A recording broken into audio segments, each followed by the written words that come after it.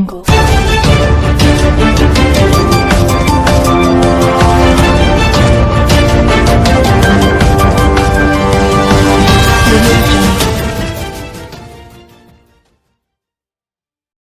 علیکم، Asia 41 news کے ساتھ میں ہوں آپ کی میزبان متربہ یوسف۔ خبر شامل کرتے ہیں جھنگ سے۔ ہمارے رپورٹر رانا شاہد کے مطابق بکھر روڈ پر ملوانہ موڑ کے قریب روڈ ٹریفک حادثے کی اطلاع پر ریسکیو ٹیمیں روانہ۔ کالر کی اطلاع کے مطابق ڈمپر نے موٹر سائیکل کو پیچھے سے ہٹ کیا۔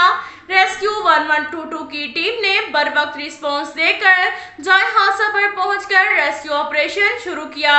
رکشہ الٹنے کے نتیجے میں 3 افراد نسرین زوجہ ساجد عمر 50 سال، فرمان ولد کاظم عمر 29 سال، شکیل ولد ساجد عمر 14 سال زخمی ہو گئے۔ ریسکیو 1122 کے اہلکاروں نے زخمیوں کو ابتدائی طبی امداد فراہم کر کے ڈسٹرکٹ ہیڈ کوارٹر ہسپتال منتقل کر دیا۔